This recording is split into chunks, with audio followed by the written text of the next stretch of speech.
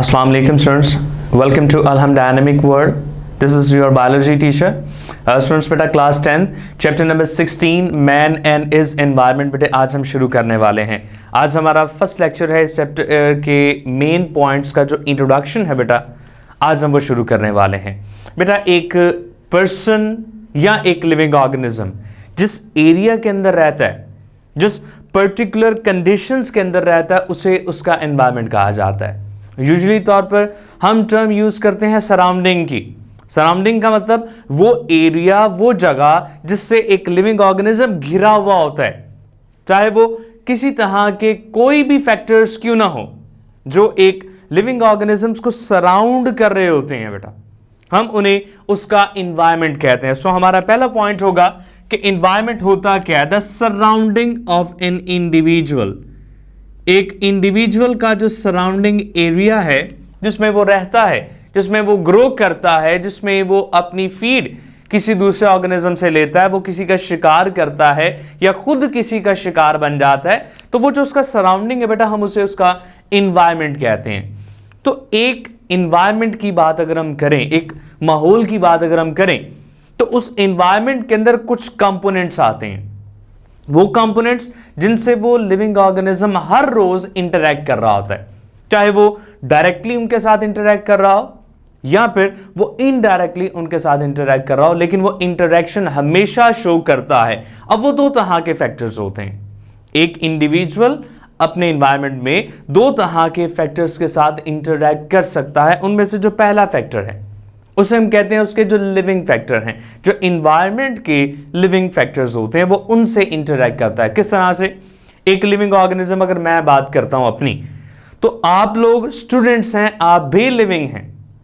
मैं प्लांट्स के साथ इंटरैक्ट करता हूं, मैं आपसे बात करता हूं, प्लांट्स को मैं पानी देता हूं, आपको नॉलेज दे रहा हूं, उन्हें पानी दे रहा हूं। तो ये दोनों जो चीजें हैं बेटा, जो मेरा आपके साथ या लिविंग इंडिविजुअल्स के साथ जो इंटरैक्शन बना रही हैं, तो इन्वायरमेंट के वो पहले कंपोनेंट जिससे लिविंग ऑर्गेनिज्म इंटरैक्ट करता है बेटा, उससे हम कहते हैं उसके जो बायोटिक कंपोनेंट्स हैं।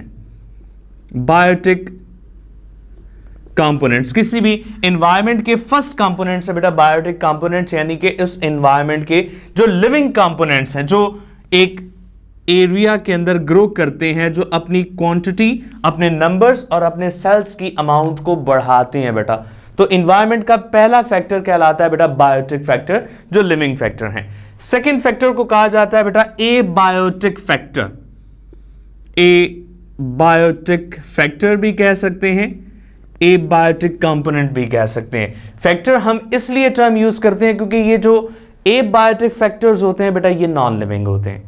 किसी भी एनवायरनमेंट के नॉन लिविंग फैक्टर्स को हम ए बायोटिक फैक्टर्स कहते हैं बेटा। अब ए बायोटिक फैक्टर्स के साथ एक एनिमल या मैं किस तरह से इंटरैक्ट करता हूं बेटा? जिस तरह सनलाइट है, लाइट एक नॉन लिविंग कंपोनेंट है, एक नॉन लिविंग फैक्टर है बेटा। मैं अगर उस लाइट के सामने एक्सपोज होता हूं for the seeking to obtain the vitamin D, तो वो मेरा जो उस लाइट के साथ इंटरेक्शन बनेगा बेटा, वो भी इसी टर्म के अंदर आएगा, लेकिन लाइट जो है वो एक ए बायोटिक फैक्टर होगी। फिर इसके अलावा मैं वाटर जो है, वो पानी जो है वो मैं उसे पीता हूं, पानी एक नॉन लिविंग फैक्टर है बेटा। मेरा उससे ड्रिंक करना, ये मेरा उसके साथ इंटरेक्शन है बेटा। वाटर का ड्रिंक किए जाना मेरे थ्रू, तो ये एक इंटरेक्शन ही है, और वाटर जो है वो एक ए बायोटिक पार्ट है बेटा। सो आप बहुत सारी एग्जांपल इसके अंदर कोट्स कर सकते हैं, जैसे कि लाइट है,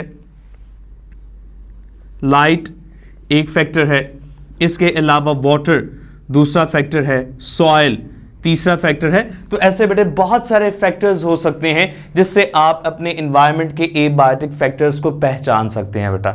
एक टर्म आती है कि एक एनिमल जब किसी इन्वायरमेंटल फैक्टर के साथ इंटरैक्ट करता है जो कि कंटिन्यूसली स्टेट में है, तो क्या हम उसे बायोलॉजी की कोई टर्म के अंदर पढ़ सकते हैं या नहीं? या मैन एंड हिज इन्वायरमेंट का मतलब क्या होता है?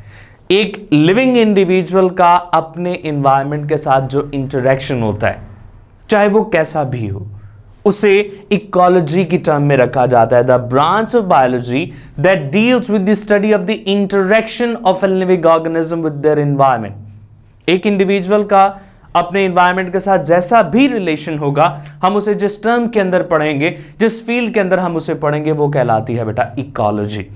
अब मैं टर्म यूज कर रहा हूं जैसा भी होगा। इसका मतलब क्या होता है? इसका मतलब ये होता है बेटा कि कुछ इंडिविजुअल ऐसे होते हैं जो अपने इन्वायरमेंट के लिए बड़ा बेनिफिशियल होते हैं और कुछ ऐसे होते हैं जो बड़ा हार्मफुल होते हैं। मैं ह्यूमंस की ही बात कर लेता हूं। ह्यूमन बीइंग अगर प्लांटिंग करते हैं, बहुत सारे दरख्त लगाते हैं, प्लांट्स लगाते हैं, तो अपने इन्वायरमेंट को फायदा पहुंचा रहे हैं। कैसे? जैसे ही प्लांट जमीन में लगेंगे वो फौरन से पहले फोटोसिंथेसिस शुरू करेंगे और उस फोटोसिंथेसिस के दो फायदे होंगे। पहला फायदा, सॉइल जो है वो अपनी जगह पर रहेगी, क्योंकि जो प्लांट की रूट्स होती हैं उनकी सॉइल के ऊपर एक होल्डिंग कैपेसिटी होती है जो उस सॉइल को मूव नहीं करने देती। तो प्लांट्स का एक फायदा तो यह है कि वो सॉइल को उसकी जगह पर ही रोक के रखती हैं, सॉइल इरोजन नहीं होने देती। दूसरा फायदा बेटा है कि वो फोटोसिंथेसिस करते हैं और फोटोसिंथेसिस का बाय प्रोडक्ट है बेटा ऑक्सीजन, और किसी भी इंडिविजुअल की सर्वाइवल में ऑक्सीजन एक लीड रोल के तौर पे, एक लीड कैरेक्टर के तौर पे बेटा बिहेव करती है। तो हम अपने एनवायरनमेंट को इस वे में फायदा पहुंचाते हैं, यानी कि पॉजिटिव रिलेशन हो गया। सेकंड आ गया बेटा नेगेटिव रिलेशन। क्या हो सकता है कि एक पर्सन बर्निंग कर रहा है, बर्निंग की वजह से स्मोक प्रोड्यूस हो रही है जिसमें कार्बन के बहुत सारे एटम्स हैं। अब वो जो कार्बन के कंपाउंड्स हैं, क्लोरोफ्लोरोकार्बन्स हैं या जो भी है, सूट है, डस्ट है, कुछ भी है, वो एनवायरनमेंट में जाता है और वो जब एनवायरनमेंट के फैक्टर्स को डैमेज करता है तो इसका मतलब है कि ये एक नेगेटिव रिलेशन हो गया। तो इकोलॉजी के अंदर हम ना सिर्फ ऑर्गेनिज्म का एनवायरनमेंट के साथ रिलेशन पढ़ते हैं बल्कि ये भी देखते हैं कि वो रिलेशन किस तरह का है, क्या वो पॉजिटिव है, क्या वो नेगेटिव है। तो बेटा ये एक छोटा सा पॉइंट था कि एनवायरनमेंट क्या है और उसके कंपोनेंट्स कितनी तरह के होते हैं। हमारा नेक्स्ट पॉइंट है बेटा लेवल्स ऑफ ऑर्गेनाइजेशन। इस टॉपिक को बेटा मैं शुरू करूं, मैं आपको एक कॉन्सेप्ट क्लियर करता चलूं। बेटा 9th के अंदर फर्स्ट चैप्टर में आप लोगों को इसी तरह का एक टॉपिक पढ़ाया गया था लेवल ऑफ ऑर्गेनाइजेशंस के नाम से।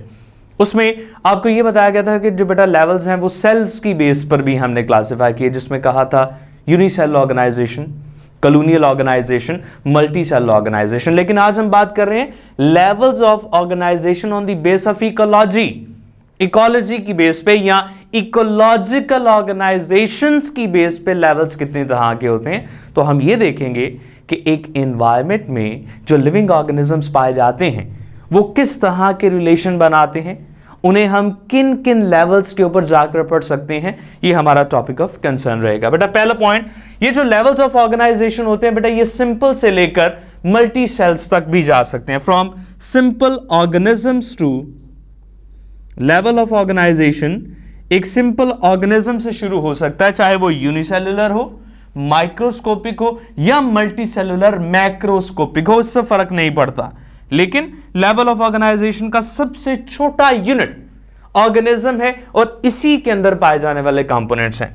अब ये ऑर्गेनिज्म लेवल से शुरू हो रहा है और एंड होगा बेटा जाके बायोस्फीयर लेवल के ऊपर, बायोस्फीयर लेवल। तो सबसे बड़ा लेवल बायोस्फीयर और सबसे छोटा जो लेवल ऑफ ऑर्गेनाइजेशन है बेटा वो एक इंडिविजुअल है, एक ऑर्गेनिज्म है।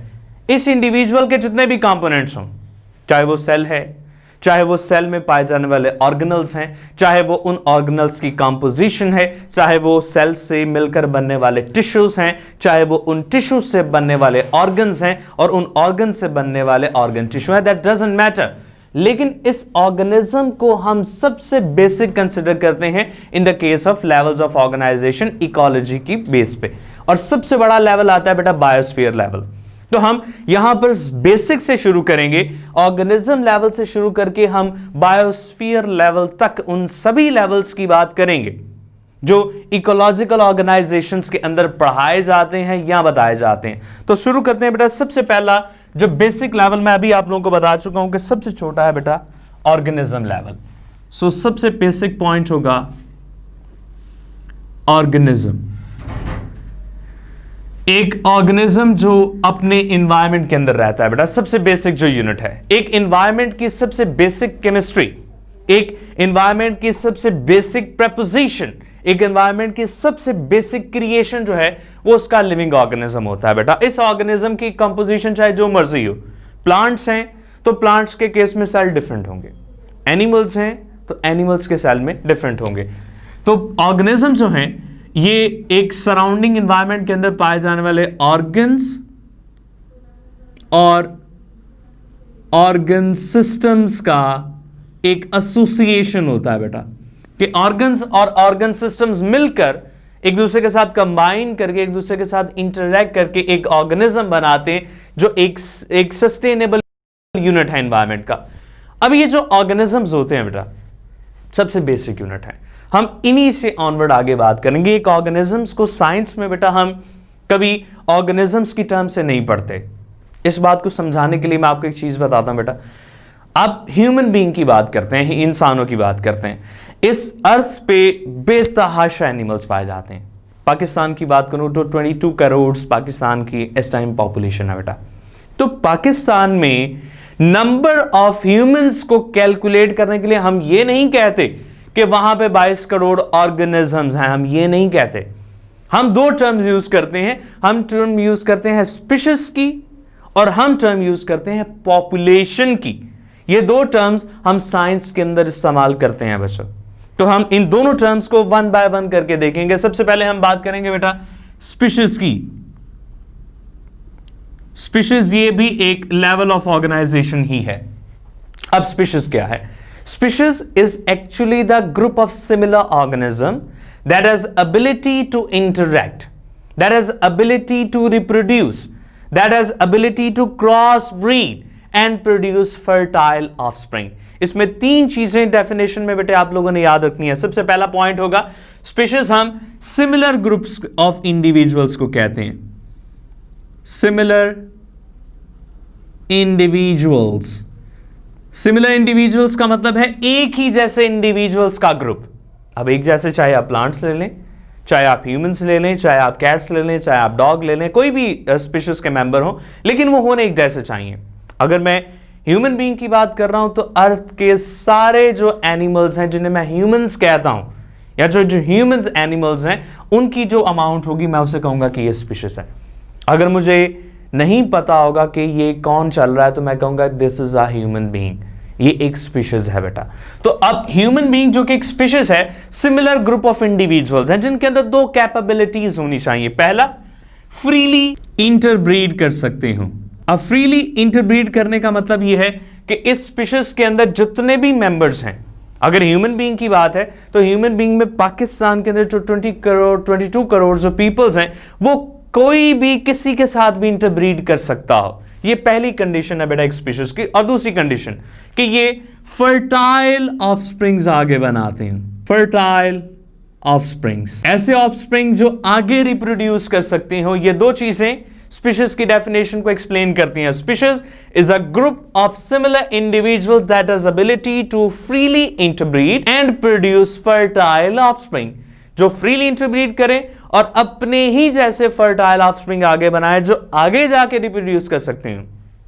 इसे हम कहते हैं बेटा स्पीशीज। आपको याद होगा बेटा 9th में चैप्टर नंबर 3 बायोडायवर्सिटी के अंदर एक स्पीशीज की टर्म आप लोगों को बताई गई थी और यह कहा गया कि बेसिक यूनिट ऑफ क्लासिफिकेशन एक स्पीशीज ही है। आप स्पीशीज के मेंबर्स में जब ब्रीडिंग करवाते हैं तो उनसे फर्टाइल ऑफस्प्रिंग्स ही बनते हैं। लेकिन अगर आप कभी भी अलग अलग स्पीशीज के मेंबर्स को इंटरब्रीड करवाने की कोशिश करेंगे भी तो वो कभी भी फर्टाइल ऑफस्प्रिंग्स आगे नहीं बना पाएंगे बेटा। उनसे जो न्यू इंडिविजुअल्स आगे बनेंगे, जो क्रॉस ब्रीड के बाद जो प्रोडक्ट्स बनेंगे, वो सारे के सारे बेटा एक इनफर्टाइल मेंबर्स होंगे। जैसे म्यूल की एग्जांपल आप लोगों को समझाई गई थी बेटा कि म्यूल जो होता है, जो खच्चर होता है बेटा, ये मेल हॉर्स और फीमेल जंकी के क्रॉस करने से बनता है। दो अलग स्पीशीज हैं, दो अलग अलग मेंबर्स हैं, तो उनसे फर्टाइल ऑफस्प्रिंग कभी भी पैदा नहीं हो सकता। सो अगर ह्यूमन बींग्स आपस में रिप्रोड्यूस करते हैं, ह्यूमन बीइंग की क्रॉसिंग अगर आपस में होती है तो उनसे जो ह्यूमन बीइंग आगे प्रोड्यूस होंगे वो सारे के सारे बेटा फर्टाइल होंगे। तो हमारा सबसे पहला पॉइंट हो गया बेटा स्पीशीज के बारे में जिसकी बात हमने कर ली बेटा। सो अब हम मूव करते हैं बेटा आगे की तरफ। साइंस में हम हर जगह पर स्पीशीज की टर्म यूज नहीं करते हैं बेटा।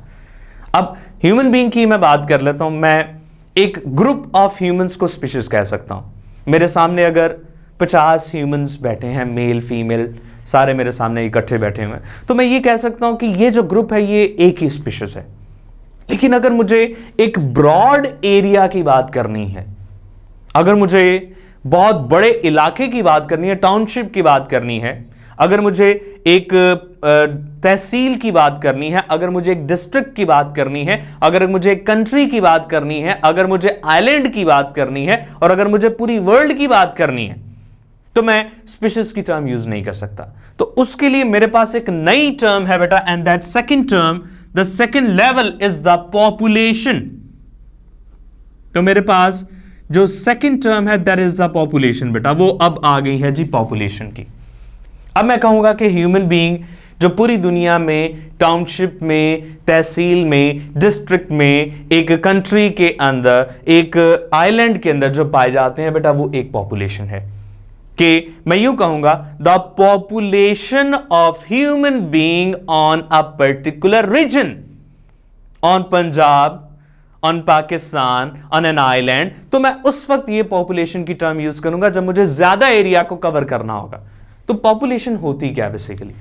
पॉपुलेशन दरअसल एक स्पीशीज के मेंबर्स को ही कहा जाता है, लेकिन हम थोड़ा सा स्पेसिफाई कर देते हैं। और स्पेसिफिकेशन क्या है कि population is a member, is a group of the members of the same species located at the same geographical region at the same time। एक ही जगह पर एक similar geographical region में, same geographical region, जब मैं same geographical region की बात करूंगा, जब मैं एक particular specification दे दूंगा कि same geographical region के अंदर पाए जाने वाले जो individuals हैं, जो living organisms हैं, जो एक ही species के members हैं, अगर वो एक ही same geographical region में और same time के ऊपर पाए जाएंगे, same टाइम के ऊपर बेटे पाए जाएंगे, तो ये जो टर्म कहलाएगी वो एक पॉपुलेशन होगी। अगर आपको पॉपुलेशन की डेफिनेशन आती है तो आपको ये तीनों बातें कवर करना पड़ेंगी। अब वो कौन कौन सी हैं? Populations are the group of the living organism of the same species, पहला पॉइंट हो गया।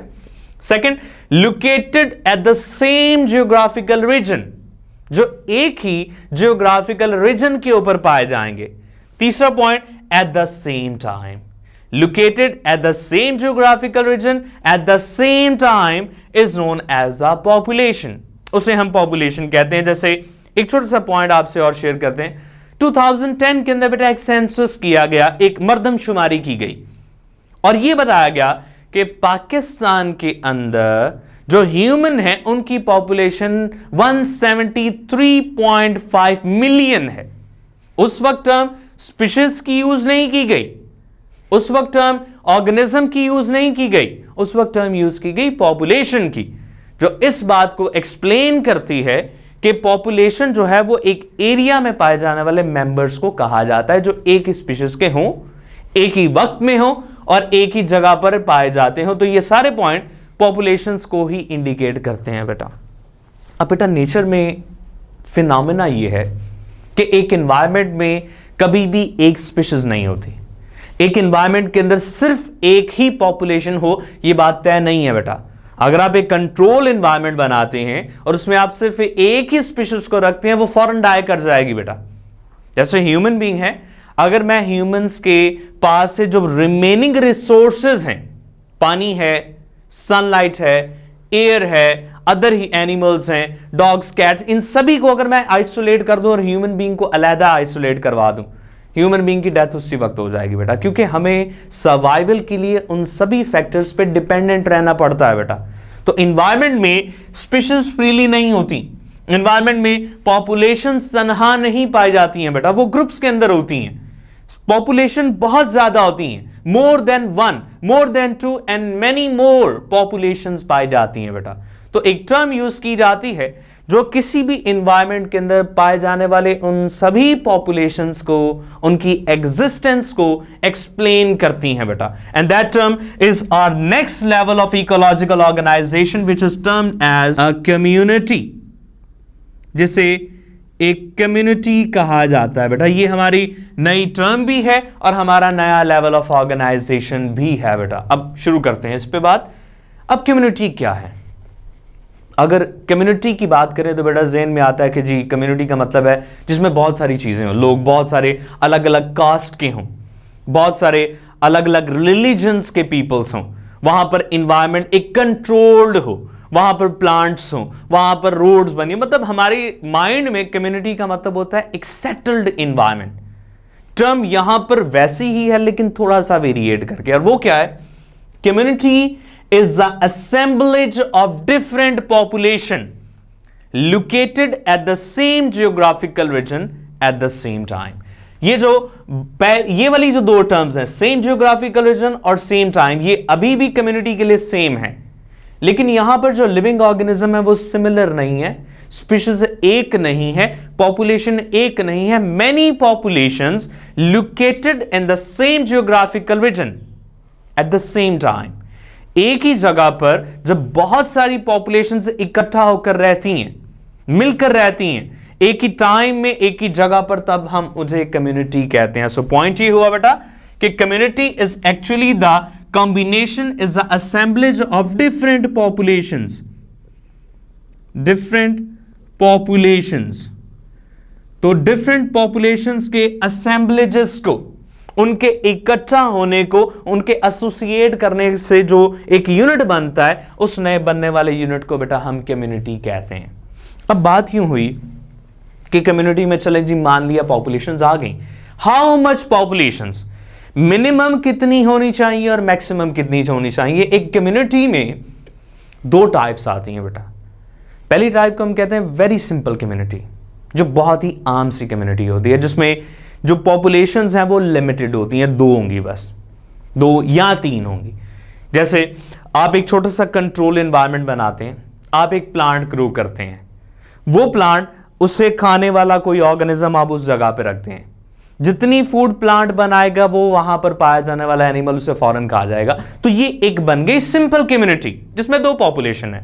और अगर मैं पॉपुलेशंस की क्वांटिटी को बढ़ाता जाता हूं तो ये जो पॉपुलेशन है ये कॉम्प्लेक्स होती जाएगी, और ये सेकंड टाइप है बेटा कम्युनिटी की। सो कम्युनिटी सिंपल भी हो सकती है, कॉम्प्लेक्स कम्युनिटी भी हो सकती है, लेकिन फर्क ये होगा पॉपुलेशंस का, फर्क होगा उसमें पाए जाने वाले कॉम्प्लेक्सिटी का। जितना कॉम्प्लेक्स होगा वो कॉम्प्लेक्स कम्युनिटी होगी। जैसे कि एक इक्वेरियम आप बनाते हैं बेटा, इक्वेरियम कहते हैं एक ऐसा कंट्रोल्ड एनवायरनमेंट जिसमें आप फिशेस को ग्रो करवाते हैं। अब उसके लिए आपको क्या क्या चीजें चाहिए, आपको एक टैंक चाहिए, फिर आप उसमें वाटर ऐड करेंगे, आप प्लांट्स ऐड करेंगे, आप शर्ब्स ऐड करेंगे, आप श्रिम्प्स ऐड करेंगे, आप फिशेस ऐड करेंगे, वहां पर क्रस्टेशियंस ऐड करेंगे, आपको एल्गी ऐड करना पड़ेगी, आपको वाटर की सप्लाई को कंट्रोल करना पड़ेगा, आपको ऑक्सीजन का लेवल मेंटेन करना पड़ेगा। तो आपको बहुत सारे फैक्टर्स का ध्यान रखना पड़ेगा। तो वो जो इक्वेरियम है वो एक कंट्रोल्ड कॉम्प्लेक्स कम्युनिटी है।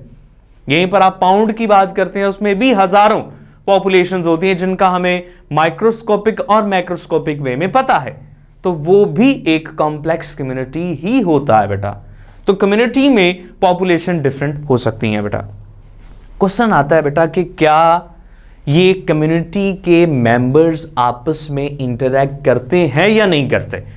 अगर मैं कहता हूं कि इस कम्युनिटी के अंदर टोटल 20 पॉपुलेशंस हैं, जस्ट इमेजिन, मैं आपको एक पॉइंट समझाना चाह रहा हूं। ओके, एक कम्युनिटी के अंदर मैं कहता हूं जी 20 पॉपुलेशन है, इसका मतलब है कि 20 स्पीशीज हैं। 20 स्पीशीज का मतलब है कि हर स्पीशीज में हो सकता है मेंबर 10 हो, 20 हो, दैट्स सो ऑन। अब ये जो 20 पॉपुलेशंस हैं, इनमें कलेक्टिवली तौर पे अगर टोटल मेंबर हर एक पॉपुलेशन में 20 है तो टोटल 100 मेंबर्स हैं। अब वो 100 मेंबर्स आपस में किसी ना किसी तरह इंटरैक्ट कर रहे होंगे। जैसे ह्यूमन है और सेकंड पॉपुलेशन बटरफ्लाई की है तो ह्यूमन बीइंग बटरफ्लाइज को पकड़ रहे होंगे, या फिर ह्यूमन बीइंग्स हैं और उनके सामने कोई ऐसा मेंबर है जिसे वो मार सकते हैं, लाइक कोई कैटल है, तो वो ह्यूमंस बीइंग का उनका शिकार करना ये एक इंटरेक्शन ही है बेटा। और जब ऐसी इंटरेक्शंस बनती हैं तो एनवायरनमेंट की सस्टेनेबिलिटी पॉसिबल होती है बेटा। एक एनवायरनमेंट के अंदर, एक जगह के अंदर कम्युनिटी की पॉपुलेशंस हमेशा बेटा इंटरैक्ट करती हैं।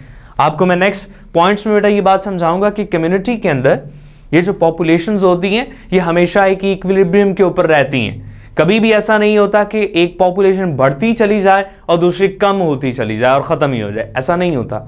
हमेशा एक इक्विलिब्रियम का लेवल मेंटेन होता है बेटा। अगर एक पॉपुलेशन बहुत ज्यादा बढ़ना शुरू हो जाए और दूसरी बहुत ज्यादा कम होना शुरू हो जाए, तो नेचर इस बात को तय करती है कि ये फर्दर आगे मूव ना करें।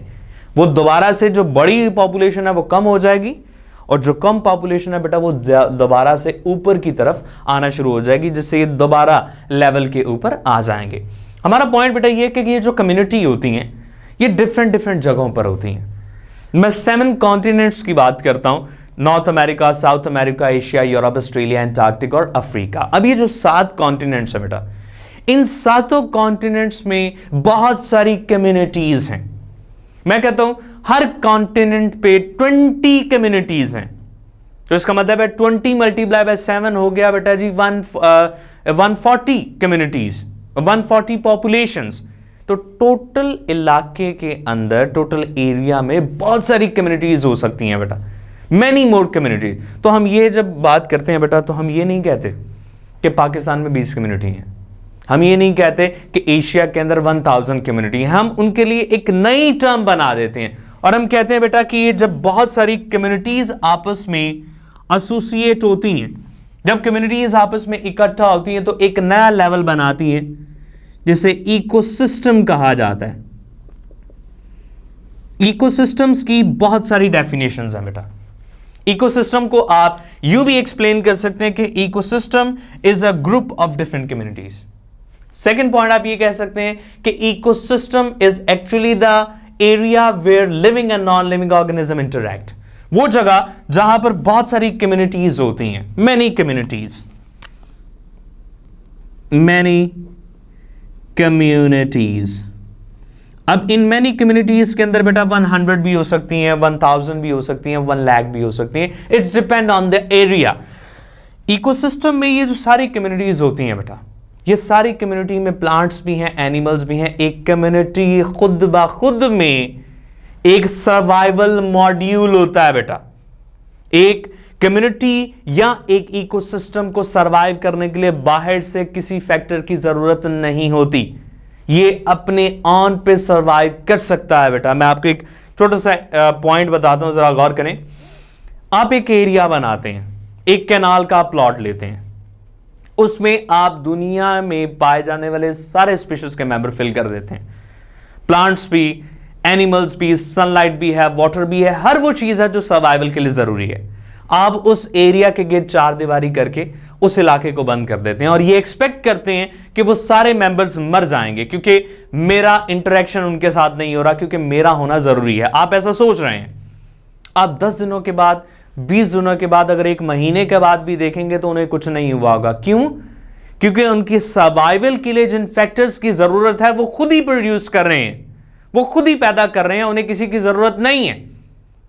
एक इकोसिस्टम एनवायरनमेंट का सेल्फ सस्टेनेबल यूनिट होता है बेटा। ये एक इकोसिस्टम की प्राइम डिस्क्रिप्शन है कि ecosystem is actually the self sufficient unit. एक एनवायरनमेंट का सेल्फ सफिशिएंट जो यूनिट होता है बेटा, उसे इकोसिस्टम का नाम दिया जाता है। एक इकोसिस्टम को बाहर से सर्वाइव करवाने के लिए कोई फैक्टर नहीं चाहिए होता, वो खुद सर्वाइव कर सकता है। ये एक इंपॉर्टेंट एमसीक्यूज भी है और इकोसिस्टम एक इंपॉर्टेंट बेटा शॉर्ट क्वेश्चन भी है, तो आपने इसे याद रखना है। Ecosystem is assemblage of many communities located at the same place at the same time. Ecosystem is a self sustainable unit, self sufficient unit of an ecosystem. एक एनवायरमेंट में इकोसिस्टम सेल्फ सस्टेनेबल यूनिट होता है बेटा। Next एक आखिरी point बेटा हमारा रह गया। इकोसिस्टम की बात तनहा नहीं की जाती बेटा। इकोसिस्टम, अगर पाकिस्तान में एक इकोसिस्टम है या पाकिस्तान में 10 इकोसिस्टम है, तो बाकी दुनिया में भी तो बहुत सारे इकोसिस्टम्स हैं, तो हम उनको एक्सप्लेन कैसे करेंगे? तो एक टर्म यूज की जाती है बेटा एक बड़े लेवल की, और उसे कहा जाता है जी बायोस्फीयर लेवल।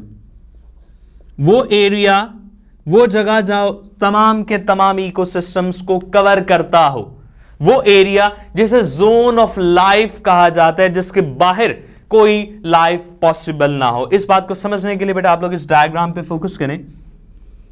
ये है जी एक पर्सन की अर्थ, हमारी अर्थ, आप लोगों की अर्थ। इस अर्थ के ऊपर 7 कॉन्टिनेंट्स मौजूद हैं। और हर कॉन्टिनेंट पे बेतहाशा इकोसिस्टम्स हैं।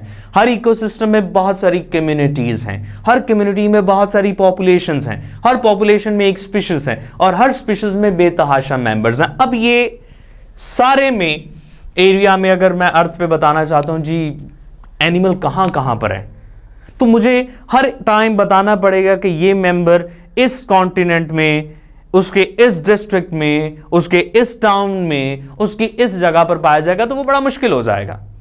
अगर मैं एक जर्नल टर्म बनाना चाहूं तो मैं ये कहूंगा बेटा कि अर्थ का वो एरिया जहां पे एनिमल रहते हैं वो उसका बायोस्फीयर कहलाता है। सिंपल बात हो गई।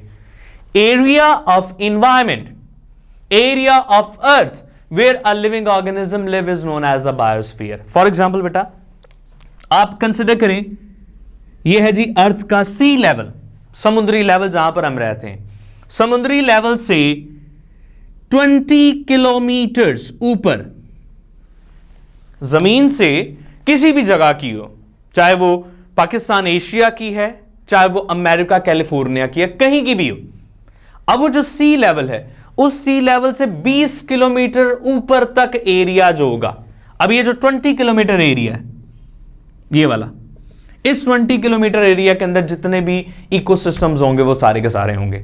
ये वो जगह है जहां पर इंडिविजुअल्स रहते हैं, जहां पर इंडिविजुअल रह सकते हैं और इसके बाहर कोई इंडिविजुअल नहीं होगा। अर्थ का वो एरिया जहां पर लिविंग और नॉन लिविंग ऑर्गेनिज्म इंटरैक्ट करते हैं बेटा, उस एरिया को बायोस्फीयर लेवल कहा जाता है। ये जो 20 किलोमीटर्स की बात मैंने कही है बेटा, ये एज सच आपकी बुक में लिखा है, एक इंपॉर्टेंट एमसीक्यूज है, आपने इसे माइंड में बिठाना है। सो बायोस्फीयर लेवल की बात मैंने की कि वो एरिया जहां पे लिविंग और नॉन लिविंग ये कंपोनेंट्स आपस में इंटरैक्ट करते हैं। इंटरैक्शन लिविंग और लिविंग के दरमियान भी हो सकती है, इंटरैक्शन लिविंग और नॉन लिविंग के दरमियान भी हो सकती है, और इंटरैक्शन नॉन लिविंग मेंबर्स के या इंडिविजुअल फैक्टर्स के दरमियान भी हो सकती है। तो वो एरिया बायोस्फीयर कहलाता है जो कि जमीन के सी लेवल से तकरीबन 20 किलोमीटर्स अबव तक बेटे है। तो ये हमारा पॉइंट था बेटा कि what are the main levels of organization. ये बहुत इंपॉर्टेंट शॉर्ट क्वेश्चन भी है इनके अंदर, ये एज अ लॉन्ग क्वेश्चन के तौर पर भी पूछा जाता है।